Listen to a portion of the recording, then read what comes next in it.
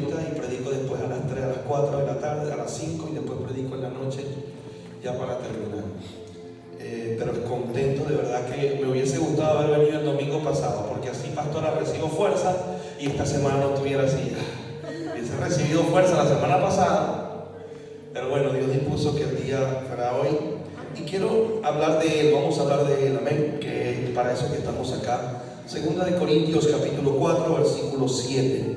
Me siento en familia porque gran parte de mi familia de infancia está acá. Gran parte pues, de la gente que se crió conmigo, de la gente que se formó conmigo. Gonzalo, sé que usted ve en Italia, ese es mi hermano, mi hermanito, que aunque después que se vino a Argentina más nunca me escribió. Es el único que de aquí de Argentina nunca en la vida tuvo tiempo para escribirme un mensaje, nunca. Sea Cristo glorificado, chico. Y es el que yo más quiero, y es el que bueno. ¿Ah? Bueno, yo el que tengo menos tiempo conociéndolo me escribe más, Natalie, que es mi hermanita. Pero Daniela, Johnny, que un día se llevó a mi hermanita pequeña, se la trajo para acá. Pero ha sido hermoso. En estos días, cuando conocí a los pastores en persona, terminé diciéndole a Natalie, le dije, son pastores que nos aman. ¿Cierto que te digan a ti? Te dije, y quieren lo mejor para ti, para ustedes, y son gente de amor. Así los conocí y así el Señor me los reveló. Segunda de Corintios capítulo 4 versículo 7. Ayúdeme a leer, por favor. Dice, pero tenemos este tesoro en vasos de ¿qué? ¿En vasos de qué? Para que la excelencia del poder sea de Dios y no de nosotros, que estamos atribulados en todo, mas no angustiados, en apuros, mas no desesperados, perseguidos, mas no desamparados, derribados, pero no destruidos, llevando en el cuerpo siempre por algunas partes. La mía dice por algunas.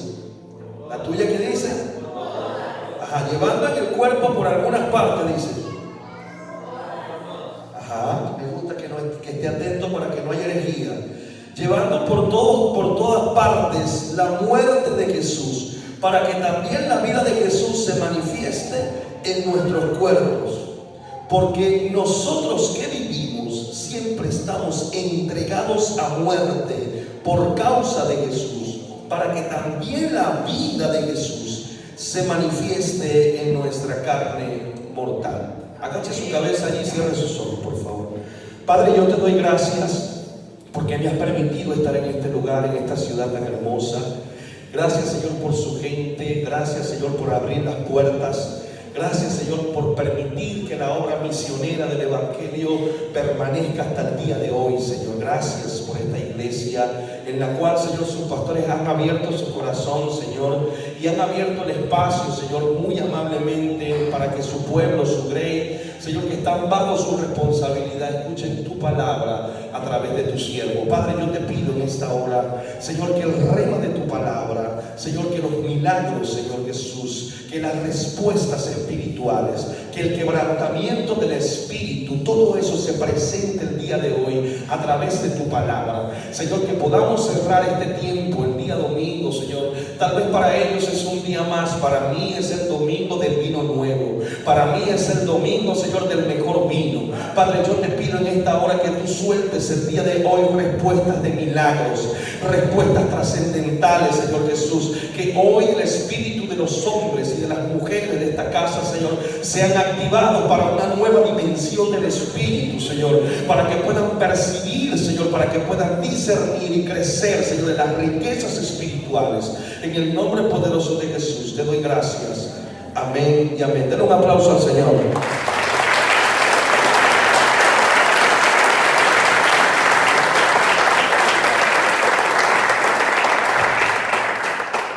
Bien, ¿qué tiempo tengo, pastor? No me diga, ¿usted sabe el tiempo? No me digas eso. No me digas eso. Hasta la 1, ¿qué hora es? 2:07, tengo 43 minutos. Y porque me dicen, no, dale tranquilo, y después ya, usted dice sí, pero la gente después yo lo veo botezado. Entonces ya usted sabe quién es el más flojo de aquí del grupo. Que a los 10 minutos, Gonzalo Daniel a los 10 minutos está dormido. Bien, vamos a hablar el poder que esconde el barro. Diga conmigo, diga el poder que esconde el barro. Una vez más, diga el poder que esconde. ¿Usted no tiene una sillita? Que se siente, vamos a estar ahí disparados así como yo. Oye, que Dios le bendiga. Amados, este es un tema que para mí ha sido de muchísima bendición. Es un tema 50-50, es un tema que habla de las cosas que Dios me ha permitido vivir a lo largo del ministerio.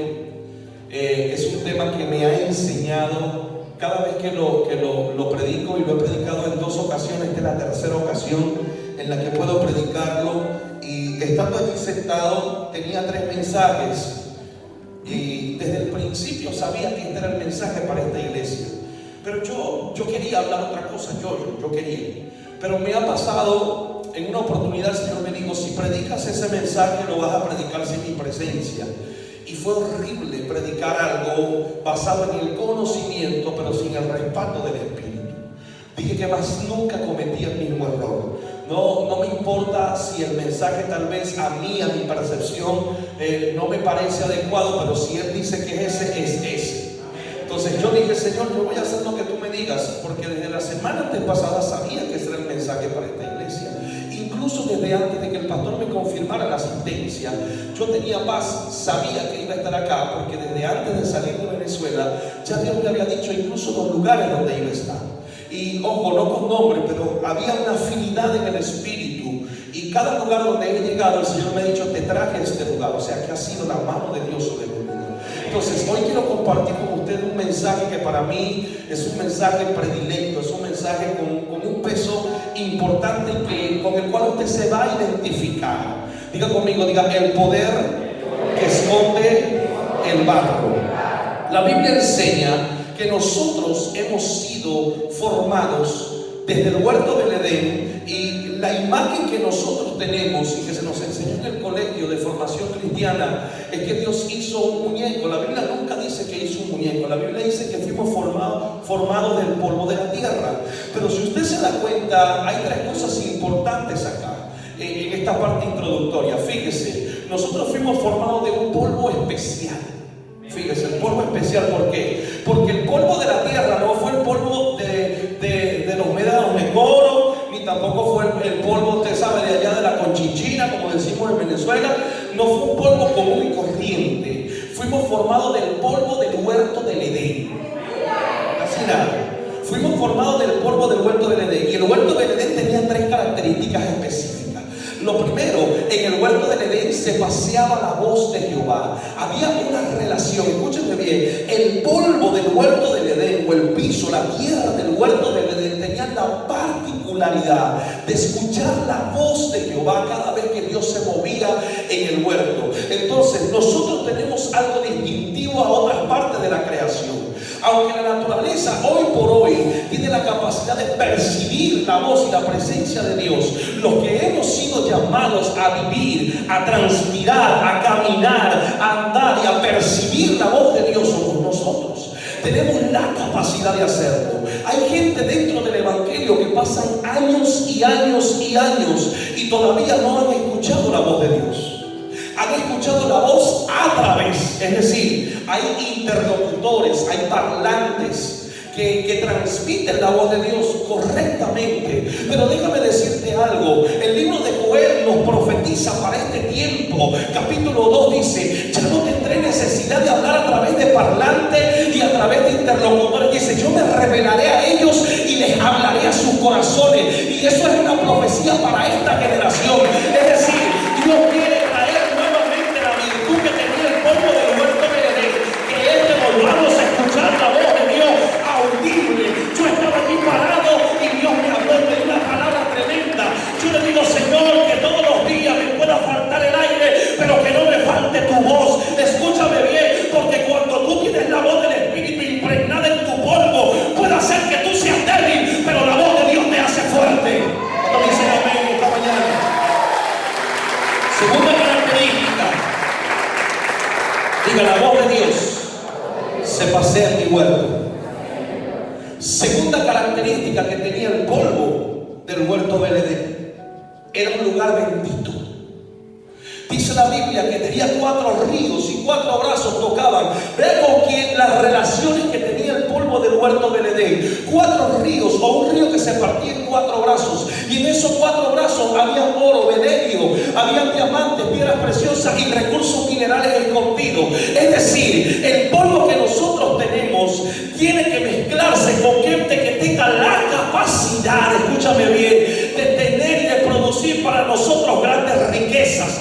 Por eso es que nosotros, el apóstol Pablo nos llamó a cuidar lo que tenemos. ¿Por qué? Porque yo tengo que comprender que yo no fui hecho de una genética común, yo tengo una genética espiritual. Por eso es que aunque usted Dios lo plantó acá en Argentina y Dios lo pudo haber plantado en cualquier otro país, donde usted vaya, lo que lo va a hacer distinto a usted es la genética espiritual que usted porta dentro de usted.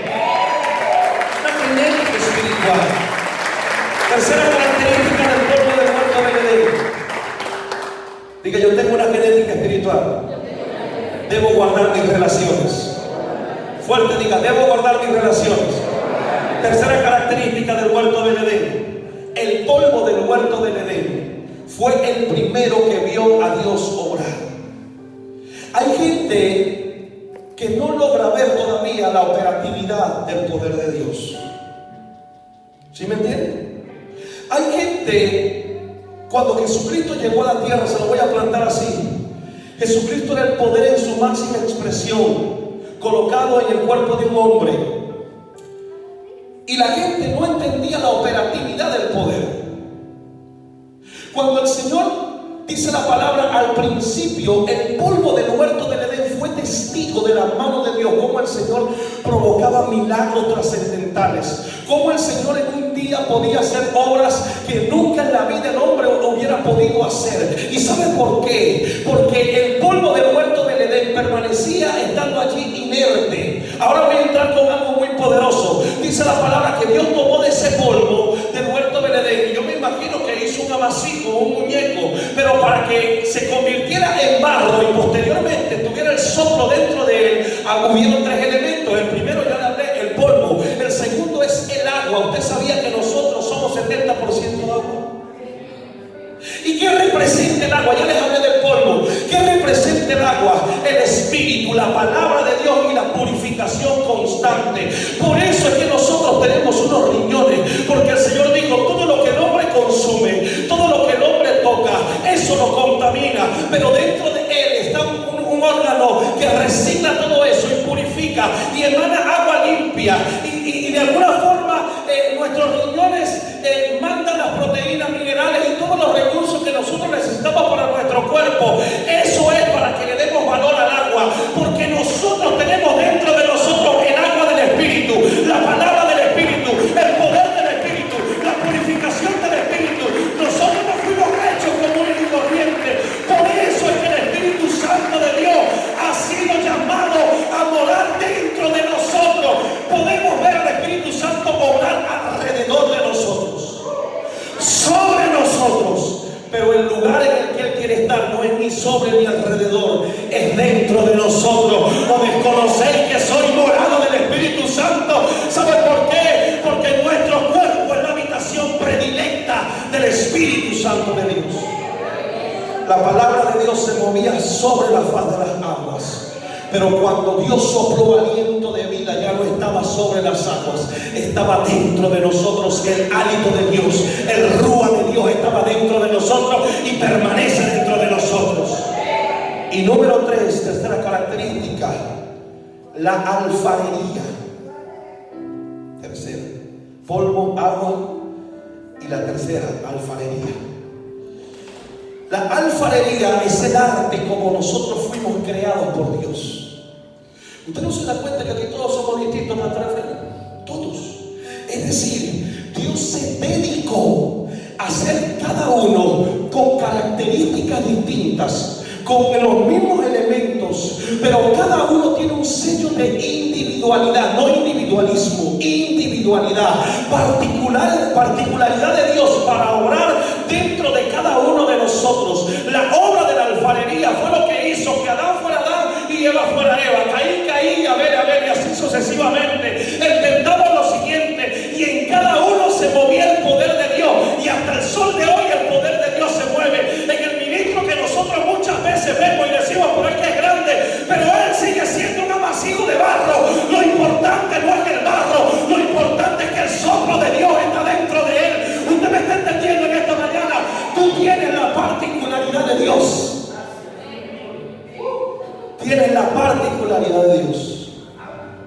la alfarería de Dios. La primera vez que nosotros encontramos, esto es lo que yo he llamado el poder del barro. Quiero que usted sepa algo, porque vamos a entrar en algo importante. Déjeme sacar acá la chuleta para seguir los patrones homiléticos. Diga conmigo, diga: el poder que esconde el barro. Fíjate, allí el hombre fue formado, y dice la palabra, él era vacío hasta que Dios sopló en él aliento de vida. Soplo tiene dos palabras, que es neuma y ruach. Soplo, neuma, el nacimiento del alma, ruach, el espíritu de Dios dentro de nosotros. ¿Qué quiere decir esto? Una vez que ya se mezcló el polvo, el agua y la mano de la alfarería y se forma, entonces inmediatamente se produce, después del soplo de Dios, se produce en nosotros aliento de vida, una vida dual, una vida natural y una vida espiritual. Pero el hombre no se comunicaba con la vida natural, sino con la vida espiritual. Es decir, lo que los animales no entendían, lo que la creación no entendía, lo podía entender el hombre porque tenía el llamado a hablar con Dios. ¿Usted entiende eso? Nosotros hablamos el lenguaje de Dios, nosotros entendemos el lenguaje de Dios, nosotros podemos ver a Dios obrar, nosotros podemos ver a Dios operar, nosotros podemos ver la unción, nosotros podemos ver el poder de Dios, nosotros podemos ver la gloria de Dios. ¿Por qué? Porque está dentro de nosotros. Al principio éramos vacíos. Por eso es que la iglesia primitiva se esforzó tanto en que nadie hiciera nada sin el Espíritu Santo. Cuando los discípulos fueron equipados por Jesús, le dijo: a ver, abran la mochila. Y abrieron allí su mochila, y el Señor le dijo: poder tengo, autoridad tengo, enseñanza tengo. Que estuve con Jesús, caminé con Jesús, vi los milagros, señales, prodigio, unción, todo estaba allí equipado. Y cuando ya ellos pensaban que podían salir como misioneros al mundo entero, ya ellos dijeron: ahora imagínense un hombre lleno con poder, autoridad, unción, dones, talentos, gracia, llamado, propósito. ¿No le gustaría a usted tener un líder así? Que lo tenga todo. Pero cuando ya estaban a punto de salir los niños, él le dijo: un momentico, ¿para dónde van ustedes? No, tú estás diciendo que nos vayamos. No. Ninguna cosa pueden hacer hasta que tu vasija sea llena del poder del Espíritu Santo. ¿Cómo es la cosa? ¿Y qué? ¿Todo esto es suficiente? No es suficiente. Si es suficiente, todo esto te alcanza. Pero si yo le entrego a ustedes poder sin la supervisión del Espíritu, harán cosas necias. Si le entrego la unción sin la supervisión del Espíritu, harán cosas neófitas. Si yo le entrego autoridad sin la supervisión del Espíritu, trabajarán por pirotecnia y publicidad. Pero si el Espíritu Santo está sobre ustedes, Él será el garante del éxito de su ministerio. Por eso es que el día de hoy yo digo: hay gente con dones, llamados, talentos y propósitos, pero desde hace rato perdieron la supervisión del Espíritu. Pastor, lo que usted está predicando, Mateo 24 le dice: echamos fuera demonios en tu nombre, sanamos a los enfermos, libertamos a los cautivos. ¿Y sabe lo que dice? El garante, que es el Espíritu Santo, le pregunta: Espíritu Santo, ¿tú los conociste a ellos? Nunca los conocí. ¿Por qué? Porque sin la llenura del Espíritu Santo somos las vasijas hechas por Dios, pero somos vasijas vacías. Lo que nos complementa a nosotros es el Espíritu Santo de Dios.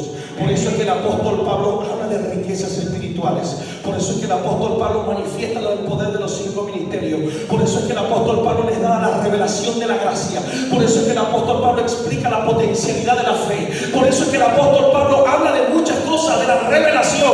Pero lo más importante que Pablo dice: no contristéis al Espíritu Santo, porque lo que hace que tu vida tenga valor no es la cantidad de dones o llamados que tú tengas, ni la cantidad de gente que tengas dentro de la iglesia, ni la visión que Dios te haya entregado. Es el respaldo del Espíritu Santo. Es que tu vida sea una habitación del Espíritu Santo de Dios.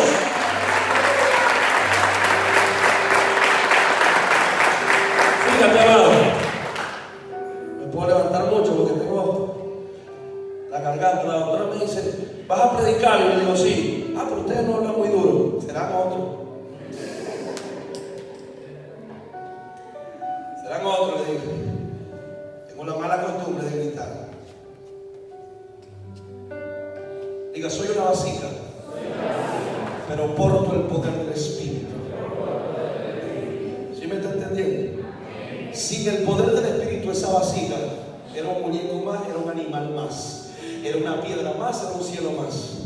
Por eso es que usted no puede hacer nada sin la dirección del Espíritu. ¿Cuánto dice? Sería usted una vasija vacía.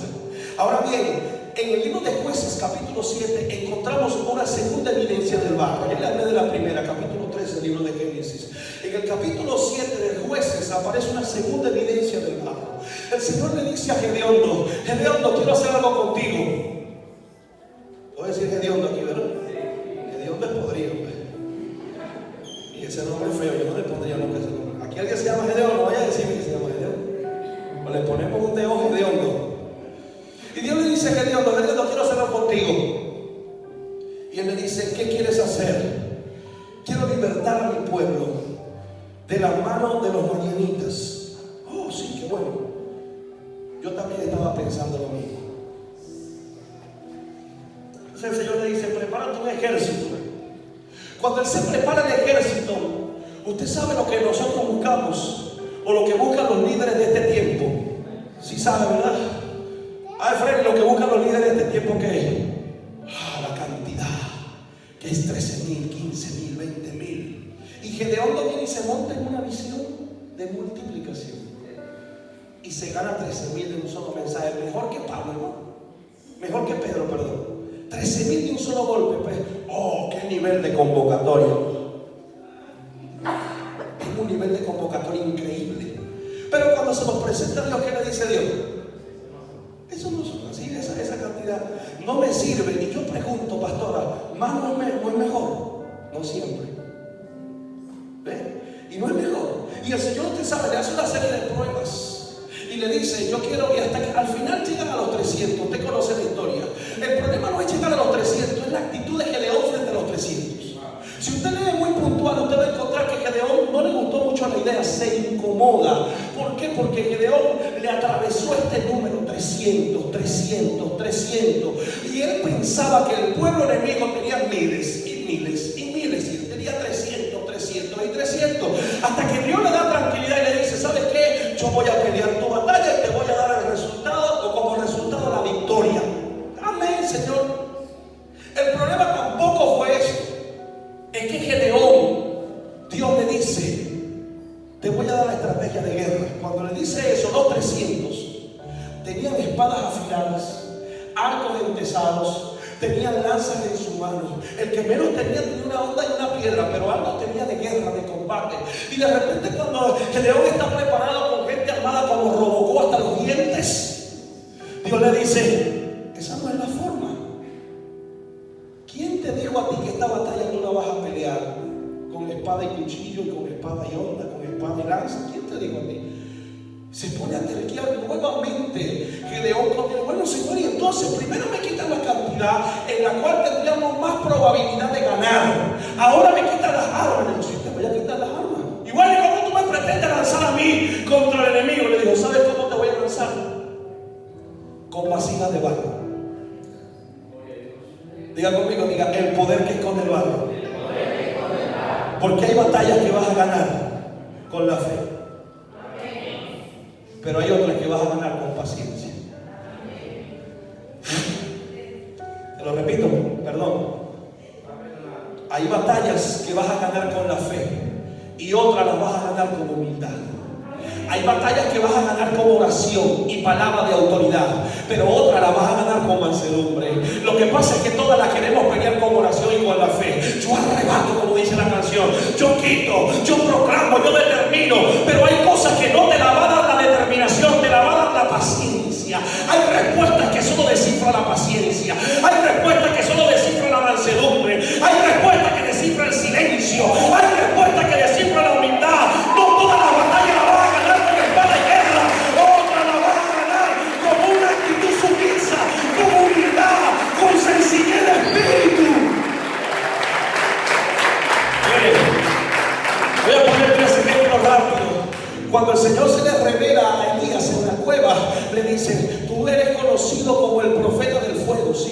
Sí, bueno, aquí te mando fuego para que veas quién es el que manda fuego realmente. Y Elías, ¿qué tuvo que hacer? Dice, y agachó su cabeza y se humilló. Le manda un terremoto y agachó su cabeza y se humilló. Y le manda un viento tempestuoso y la...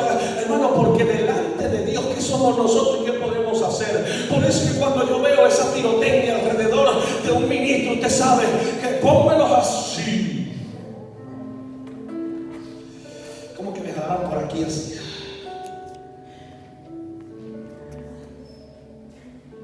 Hay respuestas que solo te va a dar la paciencia.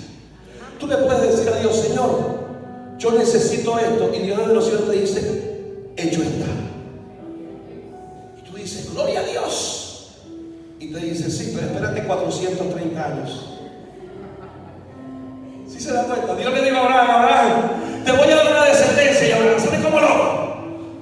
Y cuando llega por allá le dice, la musiquita, cuán, le dice, tu generación será pisoteada. Y después de 430 años yo me acordaré de ellos. Pero dice la palabra, y se sostuvo Abraham por fe como viendo al invisible. Escúchame bien, eso es lo que pasa, porque la fe no llega a ser grande si primero no la trabaja la paciencia. La fe no llega a alcanzar su potencialidad si primero no te mantienes sumiso en medio del proceso, sabiendo que a pesar de la esterilidad Dios dijo que te iba a dar un hijo, sabiendo que a pesar del desierto y la circuncisión y el dolor que estás viviendo, Dios dijo que se iba a revelar, sabiendo de que aunque te ibas a estar en cautiverio, Dios dijo que iba a cumplir su palabra y la va a cumplir. Solo tienes que tener paciencia. Tercer ejemplo, rápidamente. 400 años de silencio hubo entre Malaquías y la primera vez que se escucha la voz de Jehová a través del profeta o del sumo sacerdote Zacarías. En esos 400 años de silencio todos pensamos que hubo silencio, pero resulta que en esos 400 años se canonizó la primera Biblia. Y tardaron 400 años exactamente en canonizarla, porque mientras las personas creían que Dios no estaba hablando, Dios estaba ordenando. Porque hay veces en las que Dios habla y hay veces en las que Dios ordena. Hay veces en las que tú vas a escuchar la voz potentosa de Dios y hay veces que no lo vas a escuchar porque está operando, está haciendo algo, está ordenando. Hay veces que Dios no te va a hablar, pero está ordenando cosas en tu vida. Resulta que Gedeón, cuando ve las vasijas, la menosprecia. Yo siempre agarro una vasija, aquí no le dije nada al pastor, pero agarra la vasija y la menosprecia. Búscame un vaso, Jacqueline. Aquí te dicen amarillo, pero yo te digo Jacqueline. Oye, qué bueno.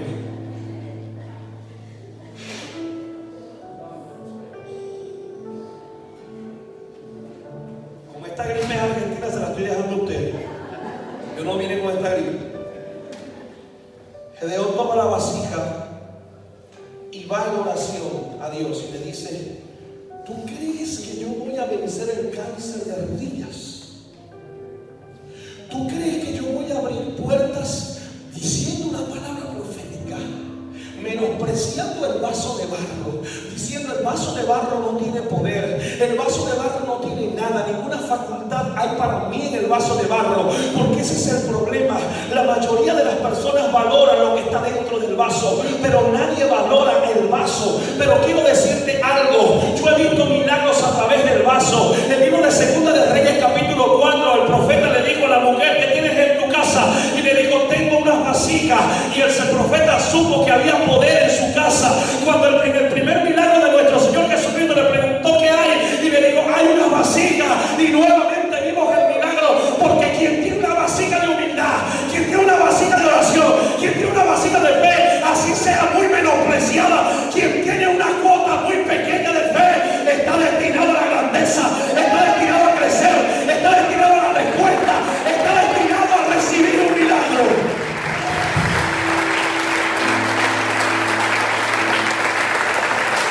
¿Por qué vinieron ustedes aquí a Argentina? Una vasija de barro. Y nadie les creía nada.